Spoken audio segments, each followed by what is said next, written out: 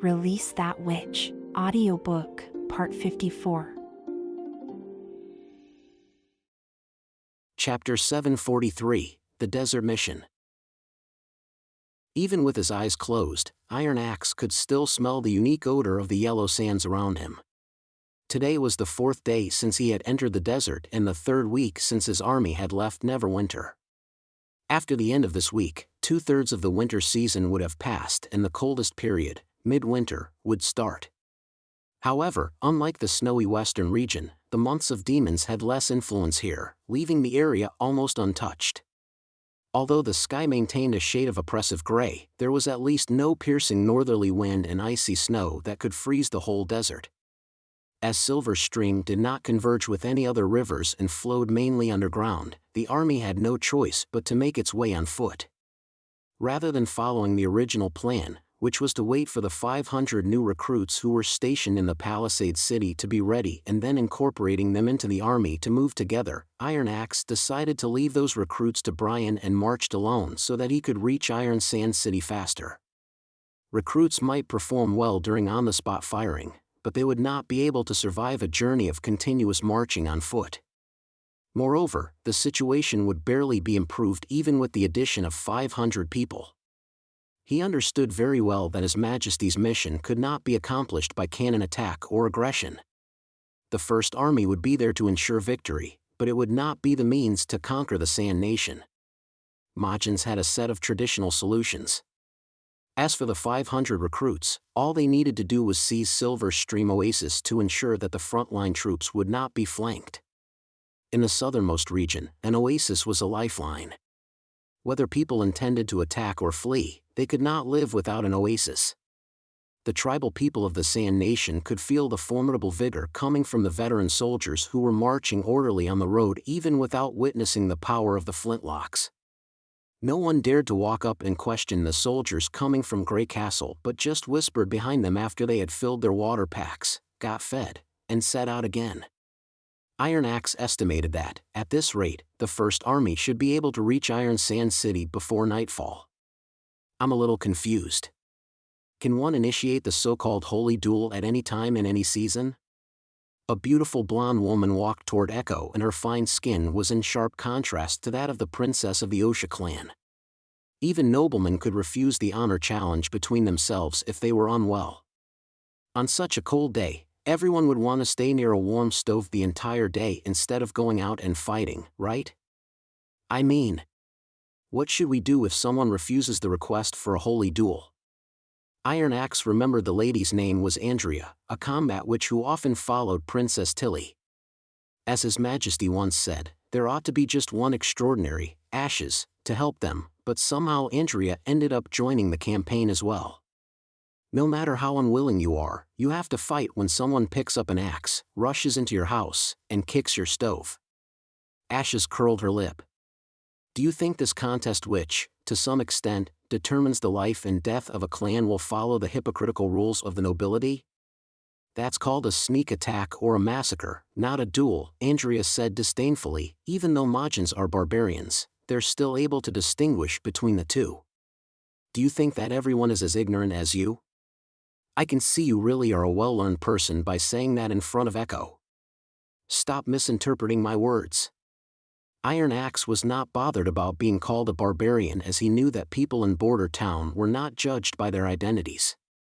This was something His Majesty had told him personally. Other than being a Majin, he had a more important identity and that was being a resident of Neverwinter. Iron Axe did not respond to the dispute between Ashes and Andrea until he received Echo's gaze calling for help. He cleared his throat and explained voluntarily. Lady Andrea's concern was not misplaced. Certainly, the holy duel can't be refused and must be done when both opponents are well prepared to earn the approval from the 3 gods. But it doesn't mean that the duel can be initiated at any time by anyone's will. The first requirement for the duel is that the challenger must be qualified to fight. What kind of qualifications are needed?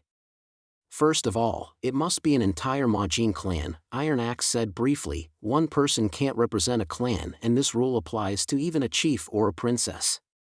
This rule is to prevent a situation where a dozen people occupy 1/6 of Iron Sand City. In addition, the rule also excludes foreigners. Iron Sand City allows foreigners to fight for the clans but excludes them from the central power positions. Does that mean that we are not eligible at all?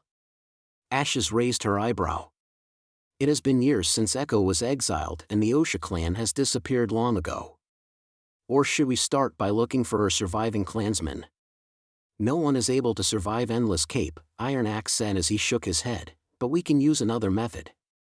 For example, making Lady Silvermoon the chief of a new clan is allowed. Is this possible? Andrea was surprised. Majins don't value bloodlines like you people do. They value one's ability more than lineage. The commander-in-chief of the First Army said calmly, after satisfying the first criterion, any clan that is able to stand their ground in one of the small oases around the Iron Sand City qualifies for the duel. There are a total of 4 small oases that newly rising clans always fight in, and that's why these 4 oases are also called the Bloodstained Place. They are like admission tickets, right? Ashes did not take it seriously. You could say that. In fact, these clans generally fall into 2 categories, Iron Axe paused, Challenger, and Watchdog. Watchdog? The blonde witch's curiosity was piqued. These are the obstacles set by the top clans who are unwilling to see the order in Iron Sand City change too much. Echo was the one who replied this time.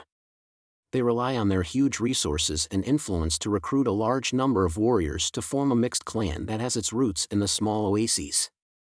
Watchdogs won't seek a holy duel with their owners, yet they occupy the positions of the challenger. Despite not being allowed to enter Iron Sand City, they live quite well relying on the water and food supplied by the small oases. They sound like hounds that are willing to eat leftovers. Ashes sneered. That is a very appropriate name. As the holy duel is full of variables, the big clans would try to rope in or bribe the potential challengers stationed in the Bloodstained Place. My father was reluctant to be a watchdog, so he was determined to initiate a holy duel with Iron Whip clan, yet he ended up with. Echo's voice became despondent as she was reminded of her distressing past. They'll pay for their insidious behavior that year, Lady Silvermoon. Iron Axe comforted her. Death is coming for them now. So we need to find a challenger first, whose chief will be replaced by Echo, before we challenge the 6 big clans. Andrea asked. Once people start to settle down, they'll lose their motivation to go forward. One who has occupied a small oasis and doesn't challenge others immediately will very likely become a new watchdog. After that, it won't be easy to overpower him by words or by force, Iron Axe said slowly. Since we are under the king's order and carrying thunder and grace with us, there is no need to do it in such an inconvenient way. Any humble clan will become unstoppable with the First Army backing it up. We will just crush anyone who dares to stand in His Majesty's way. Chapter 744, One Who Seeks a Revenge. Thurum's favorite activity was sitting on the second floor of a tavern and watching customers coming and going downstairs. This was his tavern and his territory, so Thurum named it Skull Cup for his own preference and redecorated it. He even hung a string of incomplete skulls at the entrance as the sign of the tavern. However, it was not called this name 5 years ago. What was it called at that time? Thurum wondered. Was it called Elf Forest, or Elf Garden? Anyway, it doesn't matter now. Thurum drank some spirits with fire lantern fruit in them, letting the hot taste flood his tongue. Such a delicate name didn't fit the Bloodstained Place, since there's no elf or elf-like woman here but quite a lot of bones. After each battle, a pile of dead bodies would be left outside the Iron Sand City. He preferred bones, especially the skulls, which had been baked in hot sands, rather than perishable flesh. First, the skulls were intimidating, so it would let troublemakers understand what kind of place this was. Second, it indeed could hold wine, saving him from buying more wine glasses. After all, the former did not work for everyone. There were always some idiots born with deformed brains who thought that they could treat everywhere like their own backyards and that their adversaries were no better than women who knew nothing but weeping. In a place where troublemakers appeared frequently, brittle pottery and glass were not ideal vessels. Gazing at every customer was a habit that Thurum had developed in recent years. People who traveled in and out of this land were generally divided into three kinds: the half-dead ones, the moribund ones, and the dead ones. He preferred to distinguish people in this way rather than by their identities. The half-dead ones' purpose of coming here was very simple, which was drinking, gambling, and women. As long as they maintained their current state, they could basically finish the rest of their journeys. The moribund ones were mostly watchdogs or challengers who came to inquire about the situation. They had already put their lives under the blades that would swing and behead them at any time. As to the dead ones, they were undoubtedly the troublemakers. Thurum's attention was fixed on neither the half-dead ones nor the dead ones, for the former were very boring, and the latter gave him joy only when they were dying. It was the moribund ones he liked most because he could see in them a mirror image of his younger self. At that time, he was just like them, holding a sharp knife in his hand and fighting in the bloodstained place, an admiring place for many clans, yet he always had his sights set on Iron Sand City. His courage, audacity, and strength were being drained from him until one day someone replaced him as the new owner of the small oasis. He had to beg for a chance to survive. At last, he became part of the bloodstained place, yet he turned from the moribund one into the half-dead one during this alteration. The moribund ones, though they had already placed their lives under the blades, still had the chance to skyrocket when the time came. They could break out of the cocoons or rise from the ashes. But the half-dead ones would never have this kind of opportunity. They could only seek some form of entertainment to comfort them for the rest of their lives. Such as watching the travelers who pass by these oases, who might perish in the sands or take over as the new owner of this place. At this moment, one of his men pushed open the door, walked to him, and whispered in his ear. "Oh? Are you sure about that?" Thurum was startled. He said so, and from the look of the woman beside him, she is probably a divine lady. Thurum pondered for a while, then a malicious smile appeared on his face. "Take them in. Remember to take away their weapons. This guy is a hard nut to crack." "Yes. See? There's a big fun coming now," Thurum could not help thinking.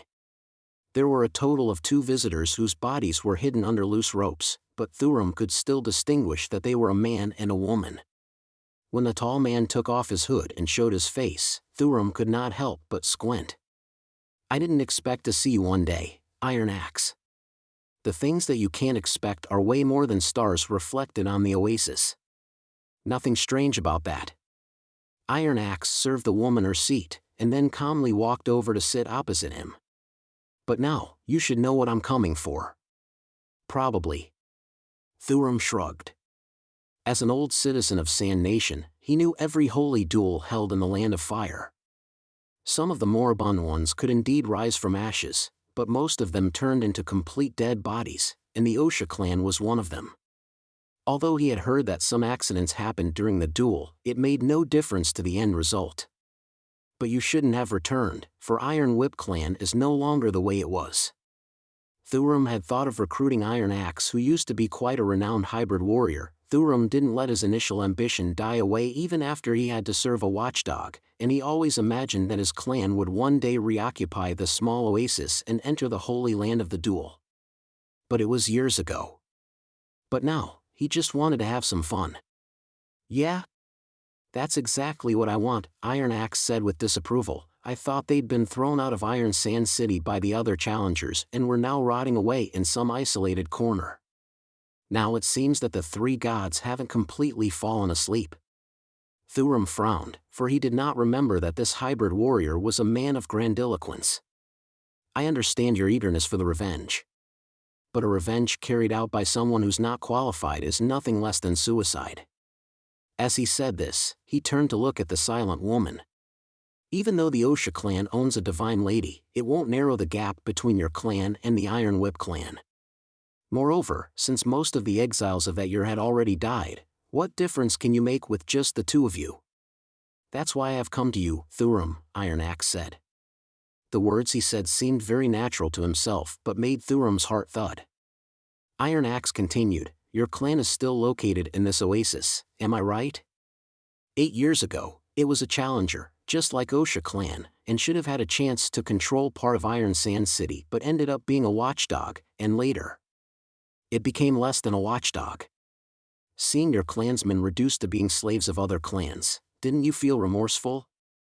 Now we offer you a chance to, once again, touch the wall of Iron Sand City if you pledge your loyalty to Lady Drow Silvermoon. Thurum was stunned for a moment before he burst into laughter. Ha ha ha ha. It was indeed a rare joke, since there was nothing more interesting than seeing a mad Avenger destroy himself, but Thurum did not expect that this man was trying to divert the joke to him. So you want to make this little girl the new chief of a clan before initiating a holy duel? Even her father is not above me, and now you want me to serve her? Perhaps you can find some good helpers who will be able to do some tricks in the duel, but what can I benefit from this? Call my slave clansmen to fight against the watchdogs till they are left with a mass of injuries, and then warmly send you to Iron Sand City? Thurum's tone turned a bit hideous on the final words. Tell me, Iron Axe, what benefits can you offer me so that I won't tell the Iron Whip clan the whereabouts of this Miss Drow Silvermoon in exchange for a generous reward? I guess they'll be very interested in torturing a divine lady of their former enemy. Chapter 745, Furious Thunder. Iron Axe didn't fly into a rage as had been expected. He didn't even have a change in facial expression, which surprised Thurum slightly. Thurum remembered that in the past, this mixed blood would never allow anyone to threaten the Princess of Osha, not even verbally. He couldn't help but look over at Drow Silvermoon, only to find the divine lady had no reaction either. It appeared as if she did not care about her own safety at all. What were they thinking? Thurum felt for the god's stone of retaliation in his pocket, his fierce expression frozen on his face. In fact, I'd never rest our hope on you to defeat the watchdogs. Since you didn't do it 8 years ago, I know you don't have the guts. At least you're not as brave as you claim, Iron Axe slowly said. I'm not returning only for revenge. His first half of his words stung Thurum to his core, but the second half slightly shocked him. Not just for revenge? I'm going to challenge the 6 clans to make Osha the strongest clan. Iron Axe said word by word. Although the clans in Iron Sand City managed the oasis together, they were not considered equal. It was universally acknowledged that the strongest would occupy the best area in the city. If another clan desired that area, they had to challenge the clans that ranked above them. For the Osha clan, which had nothing, it meant they had to defeat all 6 of the clans to take the core area of Iron Sand City. Only a crazy person would try to do that. The path of challenges could not be interrupted once it had started, which meant that they had to win 6 challenges in succession. Each battle would require a ridiculous amount of physical exertion. This will make people desperate, not to mention their opponents would be first-class Majin warriors. Generally speaking, it takes clan warriors over 6 months to recover from a holy duel. If a warrior died, a new one had to be recultivated or recruited. Basically, the clans with the most resources have the most solid foundations. Wildflame, the first clan, had occupied the position for decades. Avengers varied greatly, so it was hard to classify them.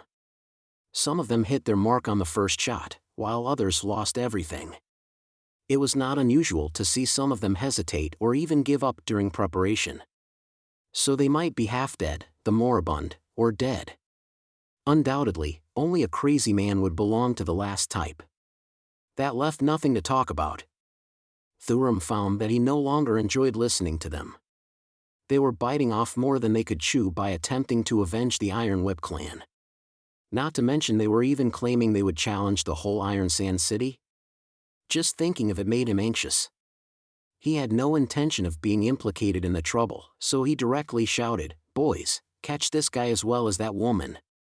There were 4 clansmen standing in the room and 2 standing outside the door. All of them were holding sharp blades and god stones. They already had an advantage in numbers. In addition, Iron Axe and the Divine Lady's weapons had been confiscated before they entered the room. No matter how strong Iron Axe was, it would be impossible for them to escape. I should be greatly rewarded for killing the mixed blood and for giving the descendant of Osha to the Iron Whip clan, he thought. Maybe I can regain my position as the watchdog for this small oasis.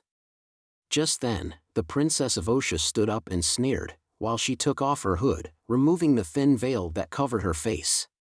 Her dark hair cascaded down her shoulders as her beautiful face was revealed. She was indeed a divine lady, but she was not Drow Silvermoon who Thurum was familiar with. None of the Sand Women would have a snow-white complexion like her. Her long dark hair spilled down her back like a waterfall and her golden pupils shone with dangerous light. "Who are?" Thurum hadn't even finished his words, while the woman easily dodged a strike from a clansman in front of her and then punched another clansman in his face. The dark-haired divine lady didn't need to use a weapon, her fists were actually more powerful than iron hammers. With a muffled thump, the clansman directly in front of her had been knocked into the air and smashed through the wooden wall, falling from the second floor. "You?" As he finished his query, a second clansman had been hit and also thrown through the wall. The tavern immediately fell into chaos. A chilly gust of wind blew in, swaying the flames in the fireplace. The divine lady didn't stop fighting, instead, she moved as if dancing with the wind. Her shadow was amplified by the firelight and it horrified Thurum. Why?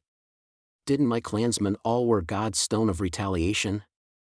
He had bought the God's Stones from Grey Castle with lots of gold royals. Common people deserve to have a chance when fighting the divine ladies, but why was she not restrained by the magic stone at all? The fourth clansman fell to the ground, spitting blood. He had been kicked in the spine by her from behind and almost snapped him in half. Even a diving four-winged eagle couldn't hit more powerfully than that. No one lasted more than one round. In just a moment, Iron Axe, the divine lady, and Thurum were the only ones left standing. "Damn it, come here quickly, all of you. Someone is causing trouble on the second floor. Where's our head? Why the hell didn't you watch the door? A guest has been smashed to death." Rapid footsteps could be heard on the stairs. By the sound of it, many people were coming to the head's room. Unfortunately, the tip of a blade had been placed against Thurum's throat. "Wait, don't come in, all of you," he shouted at the door, regardless of the piercing pain where the blade had nicked his skin. A cold sweat oozed from the pores on his forehead. "Head? Go downstairs. Now." Thurum sadly found that Iron Axe had been right, and his courage was indeed less than what he claimed. In the face of a death threat, his first thought was to compromise rather than fight against it. Perhaps, from the beginning, he was never a moribund who had the hope of rising from the ashes like a phoenix. Instead, he was a half-dead who was trapped by his hesitation. "Now can we talk about it?" Iron Axe said calmly. "Even if I promised, nothing would change. The watchdogs here are supported by the Iron Whip and Cut Bone clans. You have made such a mess here. Do you think they won't know it? Iron Sand City will hear the news tomorrow." Thurum growled, "It's impossible to summon the clansmen within such a short time. Besides, most of them have become slaves to other clans. Even if they're willing to come back, they'll be defeated easily by the warriors cultivated by the larger clans. If you don't want to die here, you'd better escape from the oasis now. As I said before, I didn't expect you to defeat the watchdogs." Thurum grit his teeth and thought, what does he mean? If he really is so powerful, why doesn't he become a challenger directly? Why does he want my support? Unless the force he gathered hadn't been from the southernmost region. When the realization hit, the old head felt his heart tremble in horror. Did they launch the holy duel in the name of another clan? Suddenly, they heard thunder dully break twice outside the window. It was not very loud and seemed to come from a great distance. Surprisingly, Thurum did not see any lightning streaking across the sky. Common sense would dictate that lightning should precede thunder. Suddenly, the expression on Iron Axe's face finally changed. "Listen, thunder is coming." Chapter 746, A Burning Night.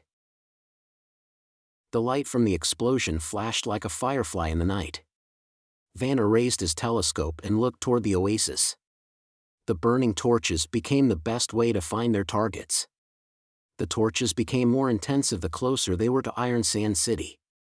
Thousands of flashing flames clearly illuminated the camp of Sand Nation, which was the main target of the artillery battalion.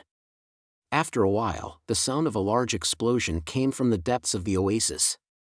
"The landing locations seem a bit unorganized," muttered Cat's Claw, who was also observing. "That's the best we could do. You know, it's difficult to set the cannon on the sand, so we can only use the first shots as tests," Jop replied while loading the shell into the barrel for the next firing. "Anyway, try to shoot further. If the shell falls on the head of His Excellency Iron Axe, we'll be done for. Rest assured. The tavern is far from the camp. If we hit it by mistake, the shooting manuals written by the sages should be rewritten." Rodney tightened the firing rope and shouted, "Ready. Fire." Vanner nodded. The two Longsong cannons fired again with deafening roars. Flames that escaped from the muzzle briefly lit up the ground in front of them and raised enough dust to hit them on their faces, causing the crowd to shut their eyes. The small oasis was not really a town. It was merely a fortress formed by the clans outside Iron Sand City. None of the houses were made of brick and stone, and most of them were just tents of leather and cloth except some small buildings and watchtowers. Therefore, the damage from the Longsong cannons was surprisingly good. Vanner noticed that no matter where the shell landed, the area would be dark for a second but soon light up again. The explosion knocked over tents and torches, and then the oil of torches mixed with other flammable building material, forming more dazzling flames. This was the first time the artillery battalion of 1st Army had to use the method of measuring distances and arranging artillery positions according to the firing table. The result could not be described as ideal, but fortunately, the vulnerable and flammable targets made up for this flaw. After several rounds of shooting, the camp of the Sand Nation had been lit into a large fire, while several bright flames were spreading with the help of the roaring evening wind. It was going to ignite the entire oasis. Though he was not experiencing the power of artillery firsthand, Vanner could imagine exactly what sort of predicament the so-called watchdogs were now in. Overwhelming and unavoidable, this was the Lord of War praised by His Majesty. Praise the cannon. Praise the large-caliber cannon. He proudly glanced at the gun battalion, lying in ambush, and the machine gun squads on both sides, and once again felt fortunate that he had made the right choice. The future of warfare would be dominated by cannons. As for flintlocks, they would only be suitable for supporting the cannons or clearing the battlefield, but nothing more. It was after quite a while before Thuram recovered from the earth-shattering explosions. Until now, his ears had been buzzing, as if he had been slapped in his face. Was that the thunder that Iron Axe had mentioned? After deep thunder and sharp howls, a watchtower not far from the tavern was suddenly engulfed by a fireball and the whole tower split into pieces within seconds. At the same time, the roar of the explosion caused his ears to lose hearing for a moment. Through the smashed holes in the wall, he saw many tents were ignited by the splashing bonfire and then became even larger bonfires. People screamed and ran out of the fire, rolling and struggling on the ground in an attempt to quench the flames. Unfortunately, few of them were lucky enough to do that. Some of the sand people near the watchtower fell down unconscious. They were not fatally injured, but they could never stand up again. Damn, this was not thunder, but heavenly fire falling into the mortal world. Only the Heavenly Father could have such a terrible power. Thuram thought such a violent attack would not last long, but he soon found himself to be wrong. He heard the sound of thunder every couple of minutes, which was then followed by fireballs and explosions. He also noticed that the fireballs were scattered at the very beginning, but soon concentrated on the center of the oasis. That was where the watchdogs lived. Different from the vassal clans, the watchdogs occupied the most fertile land in the oasis. However, at the moment, it had become a hell. A fire raged as if the sky was burning. He looked at Iron Axe differently now. "By the name of 3 gods, you do not have such strength." Thuram asked with a husky and trembling voice, "Who did you submit to?" "Those northerners." "A merciful king," Iron Axe replied, "he'll bring order and safety to the Iron Sand people of the Majin clan." "This is impossible." He subconsciously wanted to say impossible, But when he saw the sea of fire spreading throughout the oasis, the last syllable got caught in his throat and could not be uttered. Unfortunately, not all people are willing to accept such a system. The oasis feeds the Sand Nation, but at the same time imprisons their thoughts. Killing and framing came from fighting for survival. How ironic that the oasis, that should support life, is soaked with blood. As for the watchdogs, the large clans keep them in power and make our clansmen suffer in sand and drought. I have to say, that's a stupid and short-sighted thing to do. If these words were spoken by the Northerners, I would not be surprised, but by you, Iron Axe. Thuram shook his head painfully. As a mixed blood grown up in the desert, how can you be so naive? Did you forget that the oasis is limited and can't support the growing population if we don't fight for the territories? Unless Majins are able to overpower Grey Castle, we can't leave the desert. Cooperation and submission will end up in death as the Northerners will never really trust us. The fall of the Blackbone and Sandstone clans is the proof of that. In order to receive rich territory, these two clans, which should have the opportunity to live in Iron Sand City, chose to offer their service to Garcia, Queen of Clearwater. What did they get? It was understood that everyone was fed a strange pill and eventually turned into rotten flesh, and the Queen's promise became meaningless. Can we never gain real trust? Iron Axe said with a slight sigh, I used to think so, but the evidence that I have seen tell me that some people are born to break routine. Suddenly, Thuram heard a burst of galloping outside the tavern, which became more and more frequent. He knew that the counterattack team of the watchdogs was assembling. They might lose the courage to fight, but their skills and horsemanship were not lost. As long as any enemies emerged near the oasis, they would go for them like bloodthirsty sandworms. When he was about to remind Iron Axe, he was grabbed by his collar and drawn to the window. Not far away, he saw more burning torches moving toward the desert outside the oasis. Apparently, these watchdogs picked up the attacker's scent. However, both Iron Axe and the dark-haired Divine Lady were at ease. It seemed that they did not care about this cavalry team. What did I say before? Not everyone is happy to accept the new order. The watchdogs thought they can stop the thunder, the mixed blood whispered in his ear as if he was pronouncing his fate, but whether you accept it or not, the new order will come. Chapter 747, The Sniper. The night was not the perfect hour to fight. The sun and the moon both became invisible during the months of demons. Dismal light spilled across the heaving desert, faintly tracing the curve of sand hills. The area which light failed to penetrate was, in contrast, pitch dark. Given the poor lighting condition, torches became necessities for either attacking or defending. When glitters of fires emerged here and there in the oasis direction, Danny polished his clip, slipped it into the loading port and bolted. Attention, enemies are coming. I saw them. He first mimicked Malt's voice and then replied to himself. In this way, he could pretend that Malt was still fighting beside him as his protector, although Malt was no longer a member of the sniper team. Shortly after Danny had been released from his detention and sent back to the gun battalion, Brian had come to see him and brought him a brand new flintlock. It was exactly the one he was holding right now. Although the new flintlock did not look any different from the bolt gun used by the sniper team, he knew at once that it was a masterpiece after weighing it in the hand. Like longswords that bore a similar looking, some of them were casually forged by blacksmiths just for training purposes, some of them, however, were splendid weapons, whose blade could bite into flesh as easily as cutting through cheese. The metal part of the barrel gleamed, its surface as smooth as a maid's skin. The joints were all polished like a work of art. The gun was perfectly molded without any prickly feelings. What surprised Danny most was the monocular telescope on the top. The lens was engraved with two straight, crisscrossed fine lines, the intersection of which exactly aligned with the place where a bullet should land. Danny did not understand why the distant target, which had been blurry and tiny earlier, became clear and visible instantly when he looked through the telescope.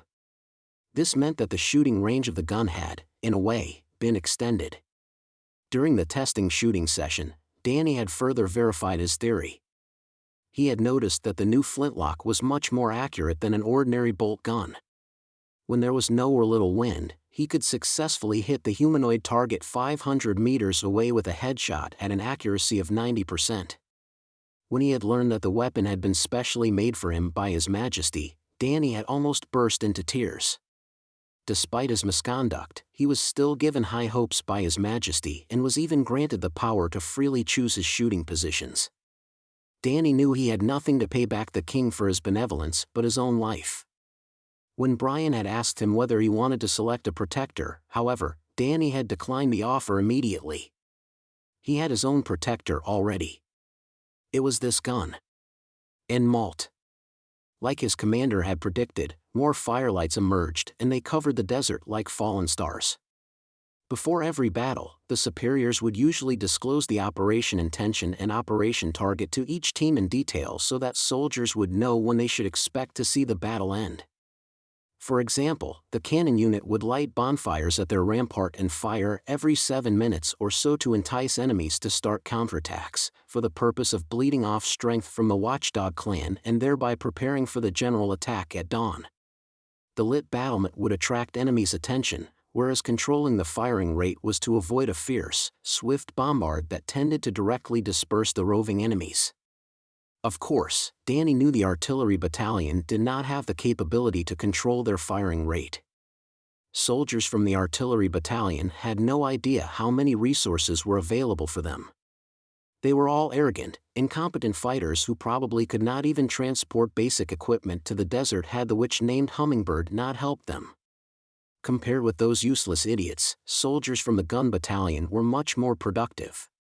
Each soldier in the gun battalion was responsible for carrying both weapons and ammunition. There were a dozen carriages in total, over half of which carried cannon and machine gun shells. One wooden box was only able to house 2 howitzers. If they fought in the same way as they did during the exercise, 2 long-sawn cannons would consume all the ammunition they took with them in an hour. If the ammunition was exhausted, they would have nothing to fire.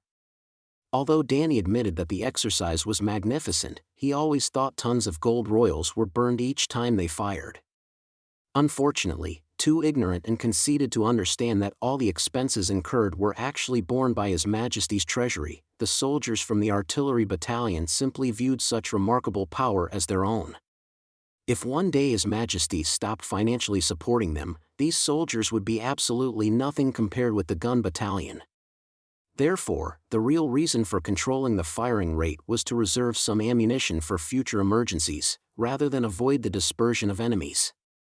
They probably had to wait for another 1 or 2 weeks before new recruits provided supplies and new ammunition to the oasis. When the firelight at the very front was lured into the First Army's ambush, Danny raised his telescope.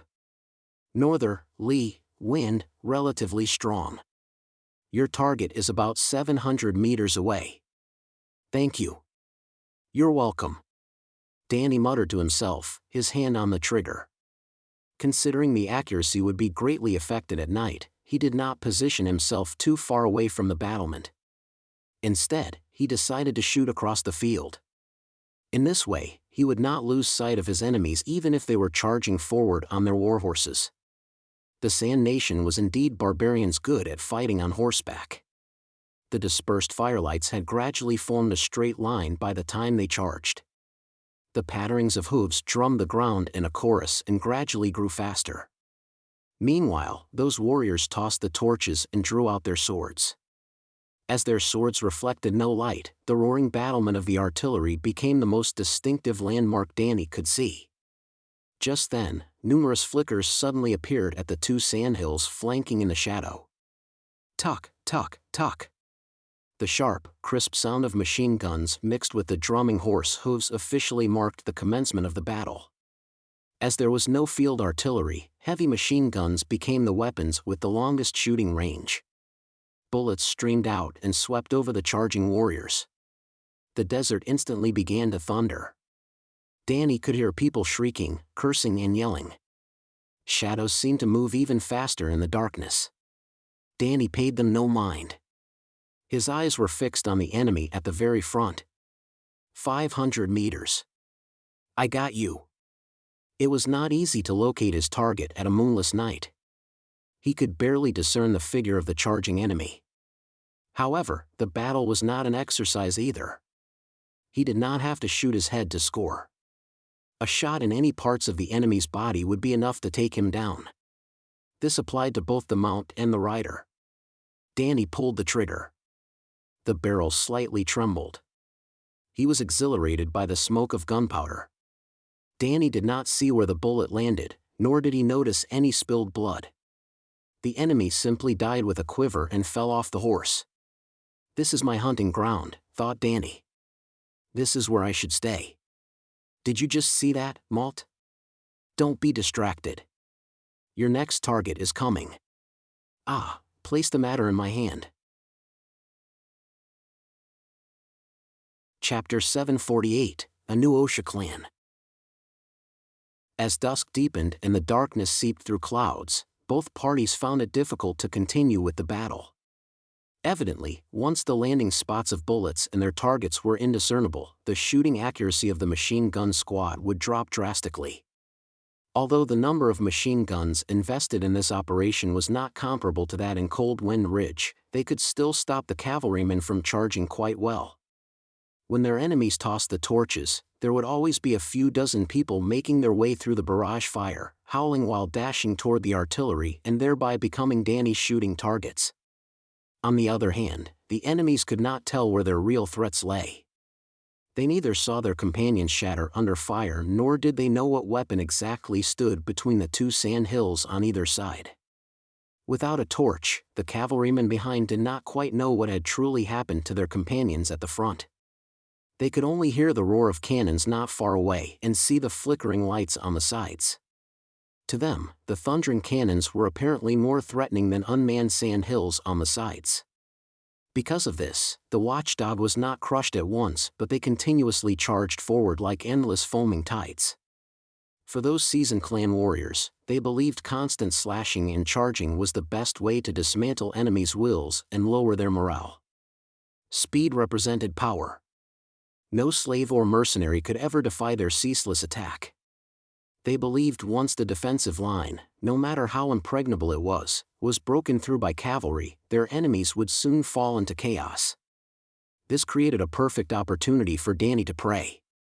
It was not long before he shot the 20th enemy down. Meanwhile, Danny also noticed a strange phenomenon. Many times he took aim at an enemy at the very front, only to find that his prey had been taken by someone else. As if someone were competing with him.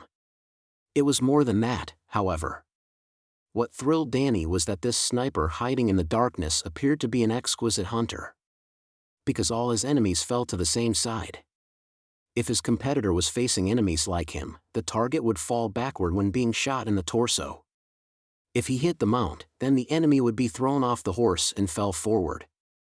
Danny did not really know the mechanism behind this, but his prediction was mostly accurate. The fact that the target fell to one side meant that the shooter was close to one of the sand hills and always shot his enemy in the torso rather than his mount. What does that imply?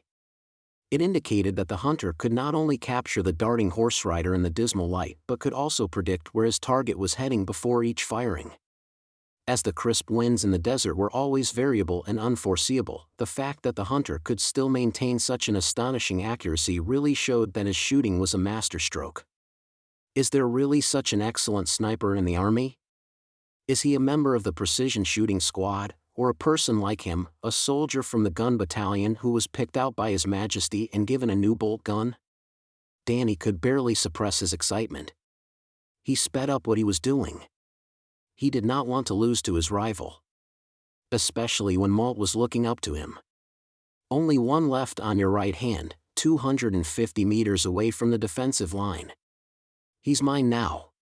The roar of thunders finally died down in the second half of the night, but Thuram did not hear the cheers of returning warriors which he had been anticipating. Although the watchdog was caught unprepared, based on the number of torches, there were nearly 2,000 summoned warriors who participated in the battle. No matter they had lost or won, he should have heard something back from them by now. Nevertheless, after thundering yells and shouts gradually faded away, the night fell deadly silent, as though the 2,000 people had all been engulfed by a giant monster, both flesh and bones. Thuram sent all the clansmen who came to rescue to put out the blazes as Iron Axe had instructed. The fires in the oasis were thus gradually quenched.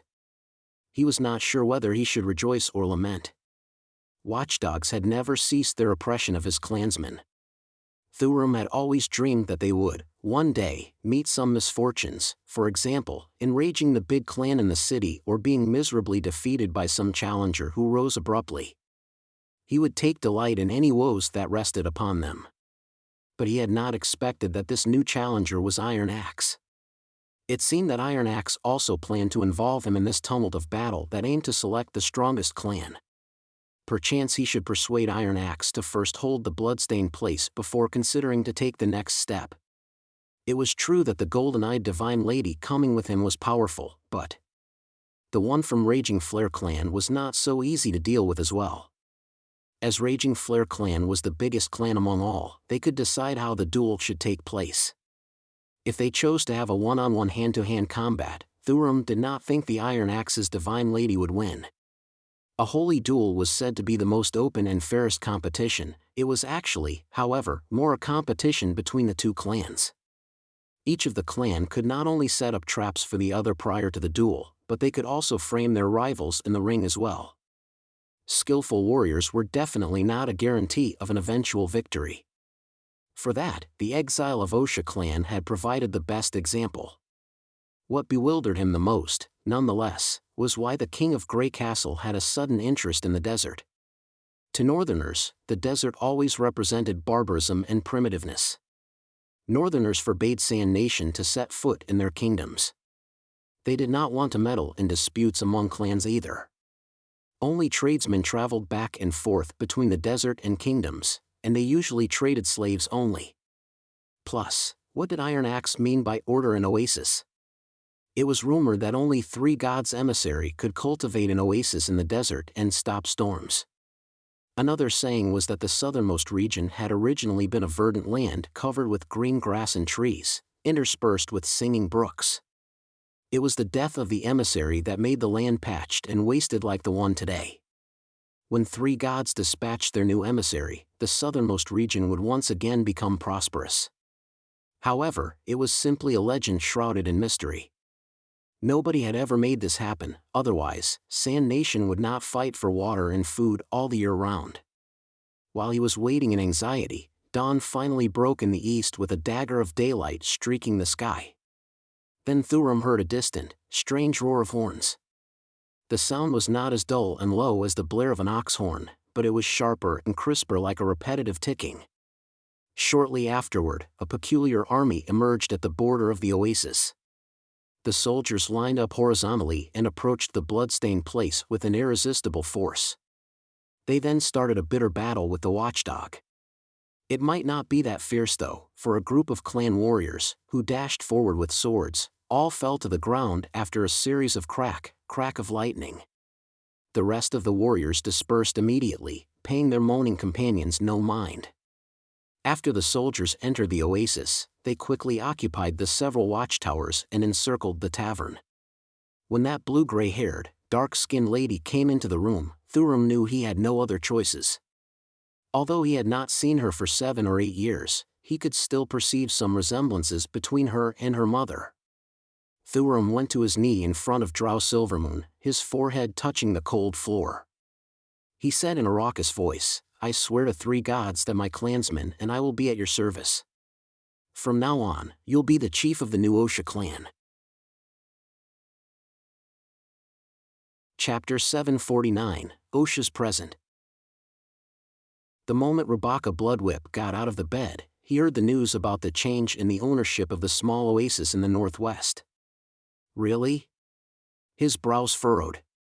Although he had also seen glimmers of fires in the oasis, he had not expected Howling Clan would be obliterated over one night. He tried to think of a newly established clan that possessed such impressive power but could not name any. Rabaka patted his concubine lying next to him to usher her out. After the woman wrapped herself up in a blanket and withdrew, he turned to his men and said, "Fill me in." "Yes, Chief." According to the people who fled from the oasis, it appeared the fire wasn't caused by the challenger lurking there but was actually a fire from heaven induced by the Father God. Nonsense. Rubaka coughed out a spittle. Those cravens just blame everything on 3 gods when they come across trouble. I'm going to hang all of them above the gate of Iron Sand City. The clansman replied hesitatively, but I sent someone to the camps at the small oasis this morning. What they found seemed to be consistent with the description. There are many holes as black as pitch in the ground. Corpses and fragments of building materials are everywhere. It doesn't look like a simple arson. Fragments? Yes. Men were torn to pieces as if a huge sandworm or burrow scorpion had plotted on the campground. The clansman was careful to choose his words. Most people who stayed in the camp died miserably, while those who went to seek pleasure outside fought back. Yet they were vanquished even before they saw their rivals. In other words, those fools were ambushed and all ran for life without even approaching their enemies. So what now? Haven't they even figured out which clan took the small oasis? Rubaka started to suspect whether he had been too generous to the watchdog. He had made a great effort in persuading them to work for him, but their performance was indeed disappointing. Could it be possible that they had lived too comfortably for so long that meat and mead had made them more drunken and lecherous than he desired them to be? My men are investigating and we should soon receive some information from them. The clansman hesitated for a moment and then said, I heard some refugees say that they've seen many northerners. Northerners. Hearing this, Rubaka began to take this matter seriously. He walked to the window, naked, and looked in the northwestern direction. The fires had been extinguished long before. He could only see tendrils of dark smoke rise into the air at a distance. Although Howling Clan was drawn over to his side and served as his watchdog through the joint effort of both Iron Whip and Bone Grinding clans, he did not care much about their survival. After Rubaka settled down in Iron Sand City, he came to understand that the Challenger system was actually more a safeguard established by the 6 clans than a qualification test. A holy duel was simply a small fight, whereas battles provoked by challengers for the ownership of the small oasis could be considered as a full-fledged war. It was common for 2 small clans to drown each other in blood, for the oasis was a fat piece of meat that every clan who wished to strengthen their power drooled for, even if they did not plan to set foot in Iron Sand City. No matter which party eventually won, the victory usually cost dear and both parties would need a considerably long time to recover. During the time when challengers were recuperating, big clans could easily convince those small clans to work for them as watchdogs through either bribing or duress. It was particularly easy to persuade those who believed that the compromising was just temporary and that they would sooner or later challenge the big clan to another duel. Practically, in the end, none of them managed to toll the holy bell of Iron Sand City. Because by that time, new challengers would emerge and struck out the old watchdog. In this way, big clans were able to remain in a relatively secure position without being consumed by the war. Now, since Iron Whip had risen to the 4th place on the ranking, it was unlikely that challengers would seek him as their rival even if they planned to start an immediate duel. That was why the change of the ownership of the small oasis had not really alarmed him. But the appearance of northerners had changed the whole story. Queen of Clearwater, for instance, had created quite a big commotion in Iron Sand City. In fact, many people yearned for the evergreen land in the north and were even willing to reduce to slaves or sellswords to live there. The departure of 2 potential challengers had once left the small oasis unmanned and thus attracted many people who wanted to rule this land to start divine challenges. It was the chaos created by this temporary disorder that made Rubaka's clan the 4th biggest one. What game are they playing this time? Keep an eye on those people and let me know what's exactly happened. Rubaka turned around and instructed his clansmen. Which city are those northerners from? How many of them? What weapon do they carry? What do they want? I want to know all of these. Yes, Chief. Perhaps it was time for him to discuss the matter with the other big clans. The rule in the southernmost region was that no outsiders should meddle in their affairs. Nonetheless, Rubaka Bloodwhip received a piece of incredible news in the afternoon. What did you say? Osha clan? That's what they say. The banners in the oasis have all been replaced with ones with the sigil of Osha clan. I also saw Princess Osha, who was traded as a slave. She's now a divine lady and is calling on her clansmen. There are a lot of people responding to her call. How can this be possible? Rubaka was not ignorant of the kingdoms in the north. A divine lady was viewed as a representation of evil in Grey Castle. Their social status was even lower than that of a slave girl in Sand Nation, not to mention a divine lady slave. He wondered how she won the support from northerners and returned to the southernmost region to exact her revenge along with her northern followers. Rubaka smelled sheer folly but was also a little rattled by the news. Majins had been forced to confine their activities to the desert up until now, not because they preferred the desert as their dwellings, but because they did not have the capability to confront Grey Castle. If Osha clan supported by northerners planned to wage a war against Iron Sand City, all the clans would come together to fight back. If they, however, only intended to weed him out, would the other clans help Iron Whip? The answer was there. Damn! Rubaka smashed the wine glass to the ground and stomped on it. It instantly broke to pieces. If you want to avenge your father's death through a holy duel, then I'm right here waiting for you. Rubaka said within himself insolently. Northerners may have finer weapons and they might outnumber us, but when it comes to a duel, Iron Sand people of the Majin clan are the most valiant warriors. I'll let you know the taste of despair. Just at that moment, another clansman entered the hall. Chief, Osha clan has sent a present to us. What? Rubaka felt his temples throbbing. A present? Yes. It's right in the yard. Take me there. He ground his teeth. It was a huge wooden box, as tall as a grown person, its width half of its height. The box, which was assembled by a few ordinary planks, with an iron nail staked at each corner, looked nothing unusual from the outside. Where's the courier? Rubaka asked. Already gone. How many of them? Well, only one. Only one? He raised his brows and kicked the box. The box rolled over on the ground, producing loud clanks and clinks. Obviously, there was something in it. Yet based on the weight of the box, the stuff seemed to be pretty light, as though the box were hollow. Rubaka wondered if there were torn limbs and flesh, or human skins in it. Apart from a bluff, he could not think of anything else. Rubaka commanded coolly, "Take it to Stone Castle. Let's see what game they're playing." Chapter 750, An Unexpected Thunder. After his men opened the wooden box, he saw the present in it. It was a coffin. A finely crafted coffin. The coffin was hemmed with luxurious gold foil, decorated with beautiful lacquer paintings. The pattern on the coffin's lid was a black short whip, which was exactly Iron Whip clan's sigil. Rubaka Bloodwhip stiffened before breaking into a half-sneering smile. That's it?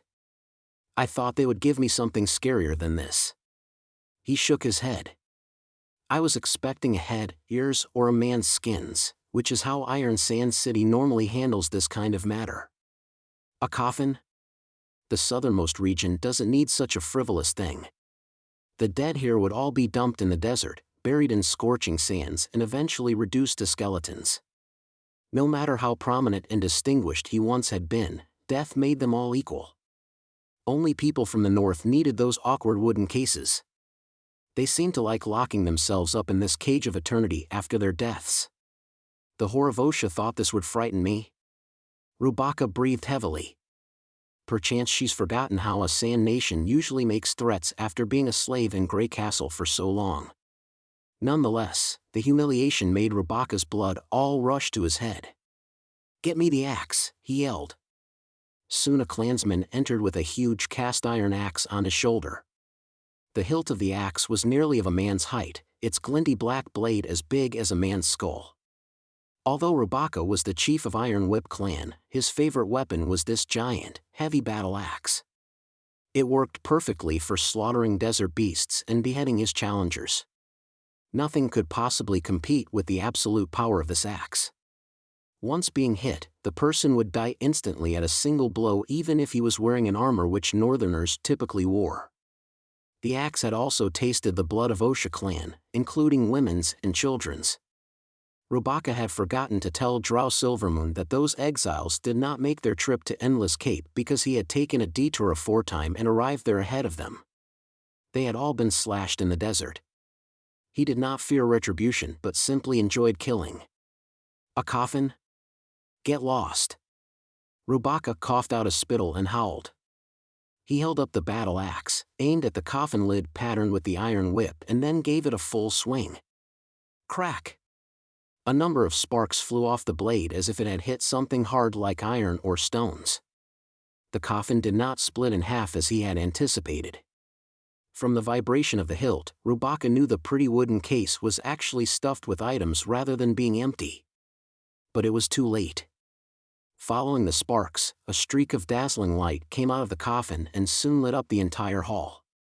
The lit area expanded immediately as the light spread and flared out. Rubaka, however, did not see any of these. When the light flitted across him, his eyes and tongue were torn to bits by the strength of rapidly expanded airwaves. Subsequently, his head, limbs and inner organs were all torn apart. All the residents in Iron Sand City witnessed an incredible scene when they heard a ground-shaking bang. Flames and smoke escaped from the bottom of the Stonewatch of Rising Sun like raging underground fire. The garden wall was practically wiped out by a giant visible hand. The whole stone castle sprang up abruptly before it collapsed in the heavy smoke. First, the wall sank, followed by the pillars and the roof. As more stones fell off, more smoke erupted from the ground. In the end, a column of smoke rose out of the crumpled stone castle, soared into the clouds, and then finally blended with the overcast sky. A Tower of Babel seemed to be suddenly erected in Iron Sand City. Thurum and Oasis Tavern also witnessed the explosion. He did not understand what the story Iron Axe had told him earlier exactly referred to until a moment ago. The coffin filled with snow powder, the weight reduced by the Divine Lady, the flint closely attached to the lid and the lanyard connected to the ceiling. All of these would trigger a roar of thunders no matter how the coffin was opened. Whether by force or through a regular procedure, the explosion was inevitable. Although he had no knowledge of snow powder or lanyards, he understood what a thunderbolt was. Thurum could imagine how frightful this unexpected thunder was, for the blast, although distant, could be heard somewhere several miles away, and the column of smoke could be even detected at the bloodstained place. If the coffin was truly the cause of such a horrific scene in Iron Sand City, it was very likely that the chief of Iron Whip clan had already died. The only thing that Thurum had failed to predict was that Iron Axe actually took action on Iron Whip clan, the fourth strongest clan, prior to the duel, not to mention the vengeance was inflicted in such a blatant way. You! He stared at Iron Axe, who remained unperturbed, in astonishment, failing to articulate his sentence. Iron Axe explained nonchalantly, Rubaka Bloodwhip profaned the holy duel back then. He also failed 3 gods' expectation. How can I have a fair fight with a guy who has been disqualified at the Land of Fire? Rubaka and his clan are all cowards. I've never treated them as my rivals since the beginning. But Iron Whip is essentially a big clan. Iron Axe shook his head. That's exactly why I let them die in this way rather than allow them to die with honor in a ring. Plus, Osha clan won't violate 3 gods' rules. Once our rivals yield, we'll lay down our weapons and exempt them from death. He paused for a second and then said, think about it. Were you the chief of Iron Whip, what would you do when you're informed that Osha clan has come back? Thurum instantly understood what Iron Axe meant. It was true that a person who had once broken the rule was very likely to commit wrongdoings again. A person who disobeyed 3 gods' rules would cause incessant trouble. Even if he attempted to reverse his defeat 8 years ago through a holy duel, he would probably keep harassing and framing his rivals before and after the fight. It would be better to completely destroy him than constantly having your eyes peeled. But, if Rubaka didn't open the coffin or destroy it, your plan would have failed. Thurum blurted out his last question. The chief of Iron Whip is, in nature, aggressive and savage. He liked to destroy and slaughter. It's as easy to read his mind as to read a monkey's. Iron Axes curled up his lips into a smile. Plus, the coffin full of snow powder was just the very beginning of my plan, an appetizer, so to speak. Even if Rebecca luckily survived, there was much more awaiting him. Now it seems that 3 gods won't protect a traitor. Thurum shuddered at these words. He had sworn to 3 gods when he had pledged fealty to Drow Silvermoon and the new Osha clan. Iron Axe's last sentence was also a warning to him. Now we can crack into the business. The mixed blood patted Thurum on his shoulder, utterly unabashed. The reason I've picked you is that you know everything about Iron Sand City. People in the Oasis told me that there's nothing about the desert that you don't know. It's simply because I've been living here for a long time and heard a lot of stories. After witnessing how the Watchdog had been defeated overnight and how the explosion had brought upon Iron Whip clan a swift destruction, Thurum showed more respect to Iron Axe, Princess Osha and Grey Castle that supported them. I'll tell you everything that I know in detail. Iron Axe inclined his head. Very good. If you want to win the holy duel, you have to first thoroughly investigate your rivals. Let's begin with warriors from various clans and their divine ladies. Chapter 751, Devourer Fran. Currently, the plan for taking the southernmost region is going smoothly. The Iron Whip clan has fallen. Echo entrusted me to send her gratitude to you. It takes some time to prepare for a holy duel, and I expect that the clans in the Iron Sand City will head for the Land of Fire in a week. During the interim, I've hired some clansmen to mark the location of the underground Styx River.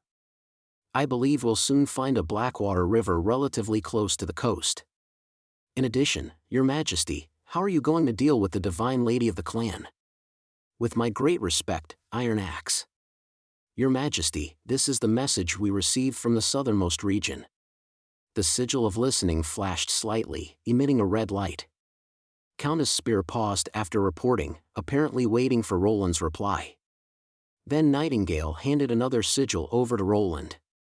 She placed the sigil next to her slim legs on the table where she was seated, and Roland couldn't tell whether she did it on purpose or not. Even though it was not summer, she was still wearing a pair of skinny pants that accentuated her perfect figure. Roland would have to get close to her legs if he wanted to talk into the sigil. For Roland, this was a dilemma. He did not know whether to gaze directly at her legs or glance at them casually. Ahem, well done. I mean, Iron Axe. Your Majesty, are you all right? The Countess inquired. Your voice is husky. Please, keep warm this winter. You aren't as strong as witches. I'm fine, Roland said as he cleared his throat. Tell Iron Axe to go forward with the plan if the situation is close to what we expected. As for the Divine Lady, he can endeavor to persuade her to come to Neverwinter. But, if she's unwilling to leave the southernmost region, there's no need to push her. Is that all? Yeah. I'll let you know if I have other requirements. I see, then I'll take my leave, Your Majesty. The red light from the sigil went out. Roland raised his head and exhaled gently. Why was he feeling like he had lost something? Nightingale smiled as she put away the sigil before slipping off the table and returning to the lounge chair where she could continue to read the picture story book, The Witch's Story, while she chewed on dried fish. Roland curled his upper lip and started to concentrate on the real business at hand. They had applied all of the sigils of listening in the desert mission. The Countess Spear Passy of Fallen Dragon Ridge is transferring the messages to enable them to reach an instant contact between Neverwinter and the advanced troops. Although calling was still somewhat inconvenient, it was much faster than the traditional way of delivering a message that would cost them a dozen days, as well as a carrier pigeon which, though having saved them a lot of time, still took several days. He finally felt he would be able to get an overview of the situation without going out of his territory. Unfortunately, a sigil of listening would only work if a witch provided the power. Which meant, at least 2 sigils and 2 witches are necessary for a conversation to transpire, meaning that it would never replace the current communication tools used by common people. Currently, the laying of the first telephone line in the western region was underway. It would directly connect the castle office to the city hall of the Longsong area. Meanwhile, the second and third lines were also being planned, which, as expected, would connect the city halls in both areas so that any commands could be passed with just one call in the future. Erecting electrical poles was time-consuming and labor-intensive, and furthermore, even the finished poles were vulnerable to the snow and ice. Considering this, Roland decided to do it in a convenient and safe way by setting the cable along the mountains and burying them in the ground through lotus ability. Once the mountain defenses have been established, inevitably the lines would need to increase in order to connect with his office. However, by that time there would be a 10-hand-operated system in place. Aside from that, Roland was also concerned about the relocation of the ancient tequila witches. Maggie and Lightning had taken on the role of patrol. They increased their scope of investigation to 30 miles north of the mountains. This way they could signal an early warning in the case of a large-scale demonic beast attack. After all, the relic of deities that was liable to determine the life and death of the tequila group deserved to be handled with care. He had talked with Pasha many times over the past 2 weeks. Their idea was very simple. They decided to let the worm carrier open up a mountain channel leading to the western region first, and then choose a place where the rock formation was stable and had fewer forked roads, and there they would build a palace. After that, the ancient witches would gradually move carriers, materials, and shells for the God's punishment army to their new dwelling before transporting the instrument of divine retribution and the relic of gods. So far Fran had the best experience relocating, or perhaps Roland should call her, a devouring worm. Roland was unexpectedly shocked when he saw her squirm her chubby body so she could squeeze before the phantom instrument to express her gratitude to him, mouth gaping. Later, he learned from Pasha that witches who integrated into carriers would no longer be able to be stored in God's punishment warriors. Both, their perceptions and consciousnesses, were consolidated within the new bodies. The advantage was that the carriers could be used in a rush, but once their current bodies were damaged, they wouldn't have any other alternative carriers. Indeed, if witches did not use this method of bonding, they would not be able to manipulate the body even with a lifetime of practice. How would a person, accustomed to using fingers and limbs, learn to manipulate countless tentacles or a body that had to inch along like a worm? On the contrary, once they had adapted to their peculiar carriers, it was unlikely for them to return to their previous way of life. When Fran was not in use, ancient witches had to put her soul back to the soul container where she would fall asleep forever, for the devouring worm must consume a large amount of food to keep alive. Certainly, it was not a good experience for Fran at all. In a sense, she sacrificed her future for the continuation of the tequila group, and she had paid a higher price than Pasha and Aletheia, who had transformed into the original carriers. At least the latter could always watch the world and feel the changes happening in the outside world. So, her gratitude to Roland was palpable. Another key point that made her feel so grateful was that Roland boasted that there would be ongoing work in Neverwinter waiting for Fran. That meant he would be offering her enough food to keep her energetic. Fortunately, the worm was omnivorous and could accept both cereal and meat. "I want to eat hot and seasoned meat porridge, as well as a whole veal with its skin roasted to be greasy." As Fran said that, her mouth began to water. Although the worm's appearance was a bit ugly, they, like the blob, could sense their external environment in a unique way, which included taste, pain, and temperature. Roland accepted her gratitude in his heart with both laughter and tears. It seemed that no matter the world, the construction industry would always be a huge behemoth that devoured gold. Incidentally, he also asked Pasha what the original and central carrier ate to sustain life. Her answer was mud and high temperatures, which was why they liked to stay in magma. The answer relieved Roland slightly. This meant he wouldn't have to be responsible for supplying food to those who were nearly immortal. Presumably, the blob was more like a plant in the way it gathered energy when compared to the devouring worms. Just as he considered how to plan the mountain defense so the underground military facilities would have an effective connection with the current byroads or even the palace of the ancient witches, there was suddenly the sound of an explosion coming from outside the window. Roland turned and looked out the French window in surprise. He saw black smoke, mixed with some looming flames, rising from the corner of town, where the school would be located. Nightingale. I'll make Sylvie and Phyllis go and take a look. Your Majesty, please don't leave the office. I'll be right back. As Nightingale said this, she entered her mist and disappeared completely. Chapter 752, Detective Group, Another Strike. Lily, have you heard? Mystery Moon rushed into the bedroom and leaned over to put her face close to Lily's. Something happened in the school district. Stand away. You're blocking my light. Lily pushed Mystery Moon's face away and continued to adjust the focal length of her microscope, but she sighed inwardly, thinking that her duplicate test today was going to be chucked out again. It's said that there was an explosion as well as a big fire. Who do you think was responsible for that? The church or the demons? The church has been defeated by His Majesty, and the demons are thousands of kilometers away from us. Lily glanced up at her impatiently.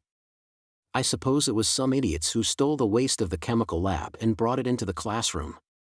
Similar things happened before. Such as the accident 2 weeks ago, when a researcher had brought the failed gun cotton back to his home and wanted to use it as a kindling for his stove.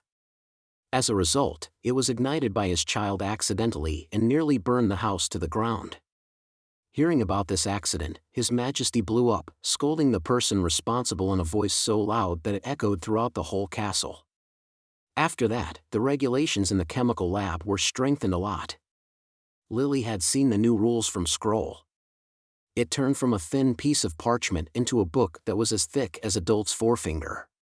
But this time there's an explosion. How can you be so indifferent to what happens in Neverwinter? This is our home. Mystery Moon said eloquently. Stop bluffing. You are just too curious to wait for the answer. Lily was a little angry. That's why we should leave it to some more professional people. By the way, what I'm doing is also for the development of Neverwinter. She paused. Yet, all you've been doing is interfering with my experiment and idling about all the time. Oh? Mystery Moon revealed a strange smile. Then what have you achieved so far? Error. Lily suddenly felt short of breath. None, right? You've been staring at that microscope for more than a year and yet you've done nothing helpful for His Majesty, while my electromagnetic power has brought light to His Majesty so that the people could even continue their work at night, Mystery Moon said, having her nose high in the air. Oh, but I, as always, don't dislike you, my old friend. To find out the truth of the problem is also to do His Majesty a favor. Please dislike me, Lily replied spitefully.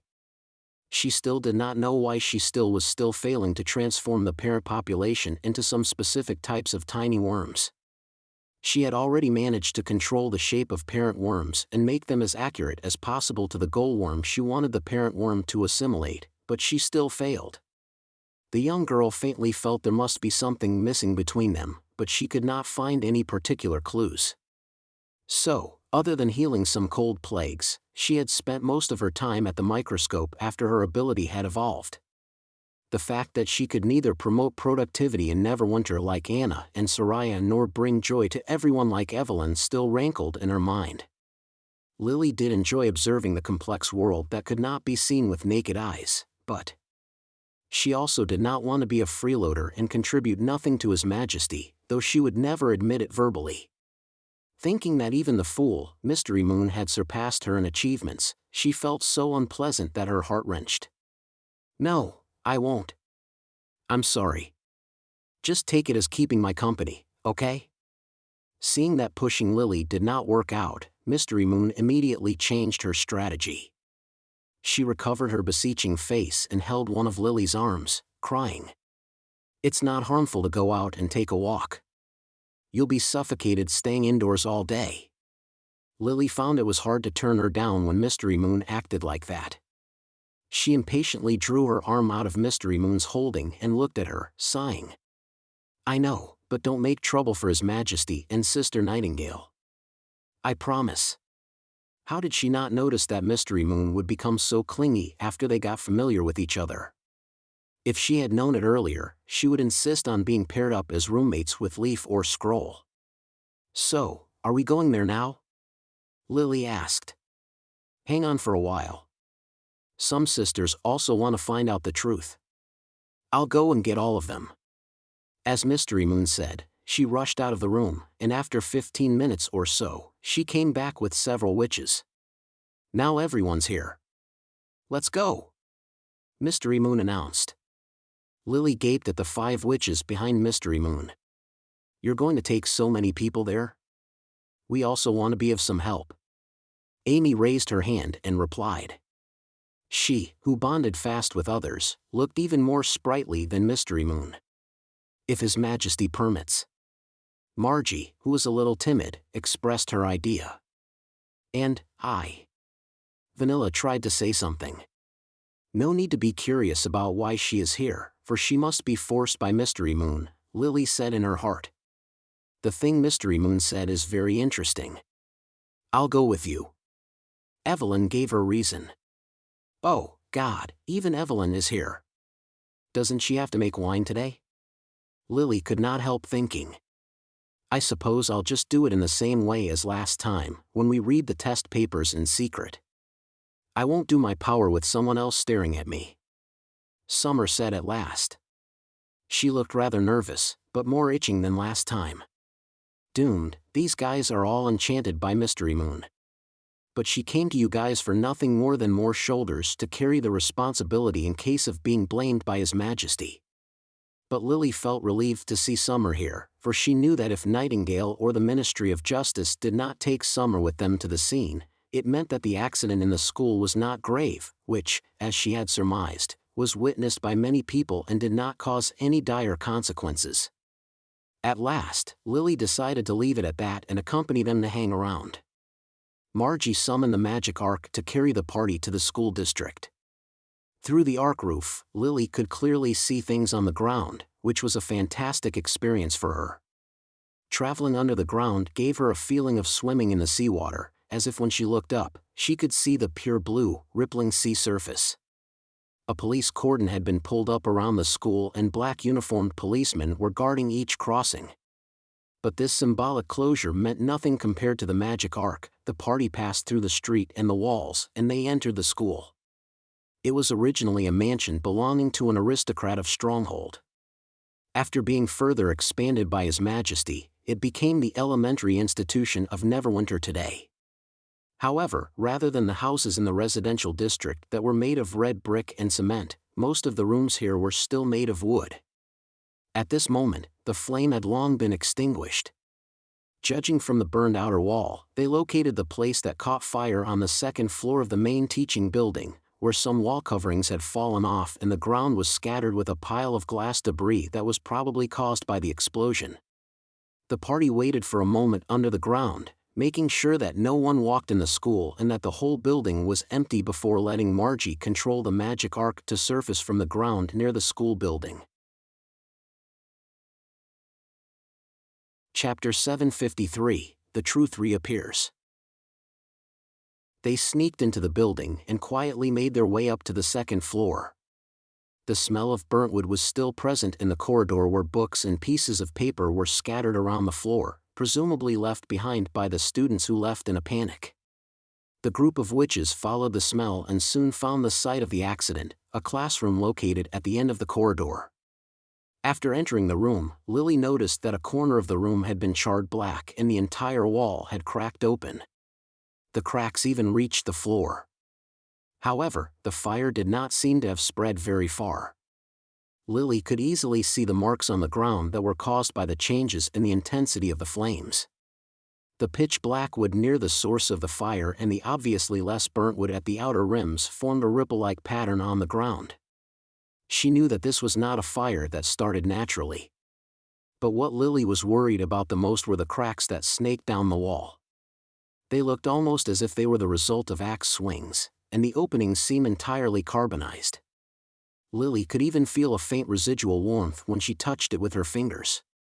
This must be the place.